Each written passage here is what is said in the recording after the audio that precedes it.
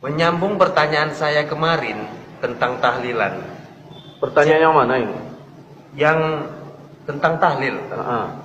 Jadi kesimpulan dalam tahlilan tersebut, bid'ah atau sunnah? Jangan ke sana kalau kita mau ngomong. Bid'ah atau sunnah, seolah-olah cuma pilihan itu dua. Kalau nggak sunnah, bid'ah. Nggak sunnah, bid'ah. Hukum itu ada berapa? Hukum ada berapa, saya tanya? Sunnah itu apa? Sunnah itu ma'udhifa ilan nabi, sesuatu yang disandarkan kepada nabi. Ya. Perkataan, perbuatan nabi. Jadi jangan selama-lamanya kalau memang itu sunnah, kapan nabi bikin? Tapi kita sudah sepakat dalil kita ini satu Quran, yang kedua hadis. Hadis itu apa? Ya sunnah. Apa itu? Ma'udhifa ilan nabi, sesuatu yang disandarkan kepada Rasul. Ada perkataan nabi, ada perbuatan nabi. Nabi nggak bikin, tapi nabi katakan, yaitu disebut sunnah. Nah, sekarang saya tanya, nabi sholat wajib nggak? Sholat 5 waktu nggak? Sholat. Sunnah nggak? Hukumnya apa? Wajib. Wajib. Nabi sholat tahajud nggak?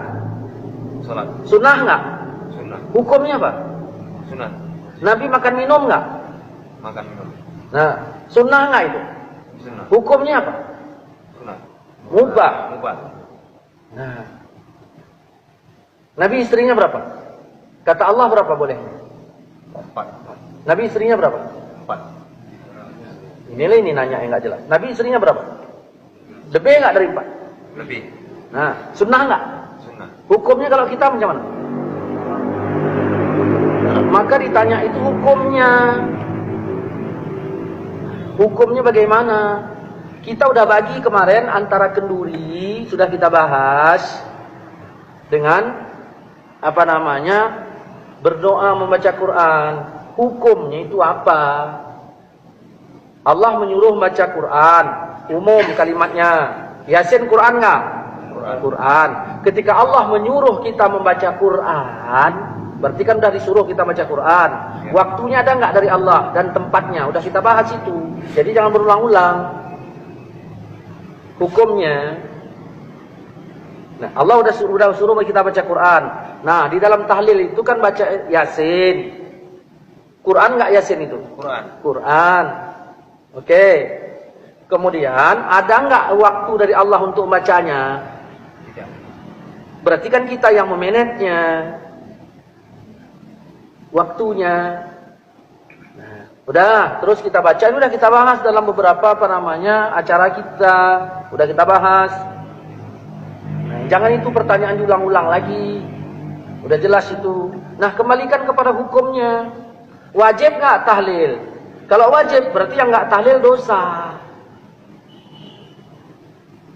Haram nggak tahlil? Kalau haram berarti yang tahlil dosa. Kan Allah udah bilang dalam surah An-Nahl ayat 116, jangan kau katakan sesuka lidahmu secara dusta. Ini boleh, ini tidak, haza halal wa haza haram.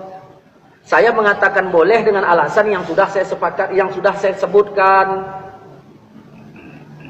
Ada orang bertanya, nah, kenapa Ustaz sebutkan dalil-dalil aja pakai pemikiran sendiri? Kenapa enggak pakai ulama? Kalau kita udah cerita pakai ulama, udah clearnya kita.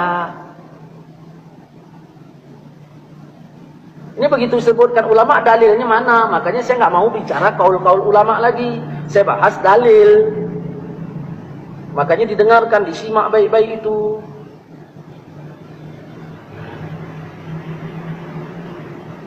Jadi kita baca baca Pak Yasin. Yang nyuruh baca Yasin siapa? Nyuruh baca Al-Quran. Yang nyuruh baca Quran itu ya adalah Allah. Nabi juga nyuruh kita baca. Begitu disebut kalau misalnya Nabi nyuruh baca, kalau Allah nyuruh baca, berarti ya bebas kita bacanya. Diperkirakanlah itu tempat baik untuk dibaca atau tidak. Jadi hukum itu dikemanakan? Ada 5, wajib, sunat, mubah, makruh, haram. Kalaulah tidak wajib, apakah berarti udah haram? Jangan dulu haram yang kemari. Wajib dulu, baru sunat, baru mubah, baru makruh, baru haram. Nah, tahlil itu kita tanya mau kemana, kita bawa hukumnya. Kemana? Jangan tanya sunnah atau bid'ah. Berarti kalau nggak sunnah berarti bid'ah. Tidak begitu. Allah pun bilang, "Wa man lam yahkum bima anzalallah." Siapa yang tidak menghukumkan seperti hukum Allah, berarti hukum. Karena kalau ditanya sunnah itu ada takluk beberapa hukum. Banyak yang sunnah ini hukumnya nggak jatuh wajib semua. Begitu. Ketika Allah menyuruh, tidaklah langsung jadi wajib. Ada kalanya Allah menyuruh itu langsung kepada sunat. Seperti wa minal laili, di sebagian malam, fatahajjat, hendaklah kalian tahajud. Tahajud, perintah itu kan? Perintah. Hukumnya apa? Apa wajib? Begitu. Saya maaf ya, bahasa kasarnya nih. Jangan bikin pertanyaan tolol kayak gitu.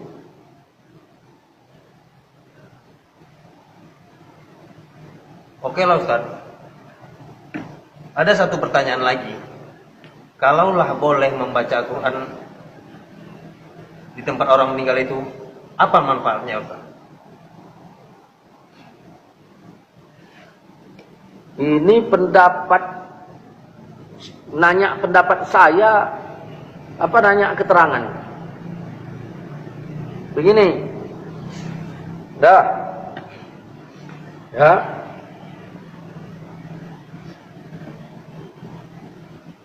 Namamu siapa? Adi. Adi. Dah, orang tua Adi meninggal. Oke, dah meninggal kan? Ya. Sekarang si Adi yang tinggal di rumah itu sebagai anak almarhum, pikirannya macam mana? Kacau apa tidak? Kacau. Kecuali anak durhaka, baru senang. Oke. Begitu kacau, kira-kira iman Adi naik apa turun? Turun. Apa yang disuruh agama terhadap saya sebagai jirannya si Adi? Mendoakan. Menghiburnya, menghibur si Adi. Tujuannya untuk apa? Tujuan hibur itu, ya, tujuannya hibur-hibur gitu aja, pakai keyboard gitu. Iman tadi naik apa turun? Turun. Tujuannya itu dihibur untuk apa? Supaya terhibur dan sekali apa imannya naik. Ya, tujuannya itu supaya imannya naik. Apa kata Allah dalam Quran? Quran sebagian dalil apa enggak?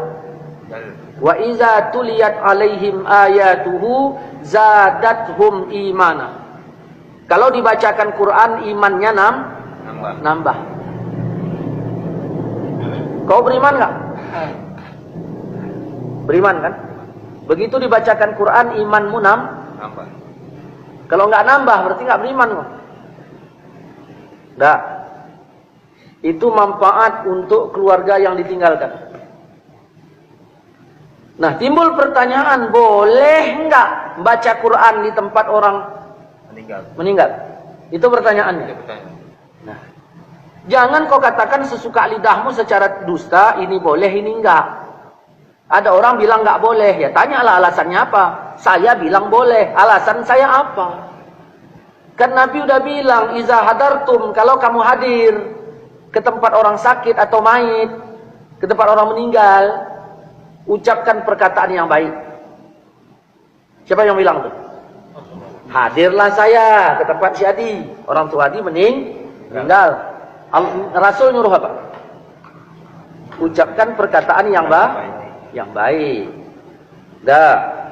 Datanglah saya. Assalamualaikum di, Waalaikumsalam. Kenapa ayah orang tua kita ini meninggal segala macam? Baik enggak? Ngomong saya itu baik enggak? Baik. Kata Nabi, sebaik-baik perkataan adalah Quran. Berarti membaca Quran macam mana? Lebih baik. Jelas kan? Berarti membaca Quran lebih baik. Tapi ini nggak lakukan. Sekarang menyelisih apa enggak? Kalau saya baca Quran di situ, yang saya selisihi ayatkah mana ayatnya? Nabi kah mana hadisnya yang saya selisihi? Baru dikatakan berselisih apabila ada nabi bilang jangan, lalu saya baca. Di situ berselisih namanya. Tapi bacanya rame-rame. Apa? Berarti babnya bab rame-rame bacanya, baca berjamaah masalahnya. Nanti kita bahas tentang masalah baca berame-rame. Jangan diaduk-aduk masalahnya. Berarti katakanlah, Ustaz, saya setuju tahlilan, tapi yang penting bacanya satu orang. Kan enak. Ini enggak, memang tahlilan bid'ah, pernah dibikin siapa? Ini. Datanglah saya tadi. Saya bacalah Al-Quran. Kenapa? Karena sebaik-baik perkataan adalah Al-Quran. Saya baca di situ. 2. Yang ketiga, kalaulah saya ngomong-ngomong yang baik bersama si Adi. Nah, tadi tak masalah kan? Ya. Tiba-tiba ada orang lain datang. Ustaz, kirim salam lah sama si Adi. Nah, lalu saya bilang, Assalamualaikum Di. Waalaikumsalam. Pak Tanjung kirim salam sama kau. Oh, ya udah, tanyanya macam mana kabarmu? Nah, kata-kata macam mana kabarmu itu bahasa saya apa bahasa Pak Tanjung? Bahasa Pak Tanjung, karena dia suruh nanya. Boleh nggak saya bawa bahasa Pak Tanjung ke rumahmu? Boleh. Kalau bahasa Pak Tanjung boleh saya bawa, kenapa bahasa Allah kau larang?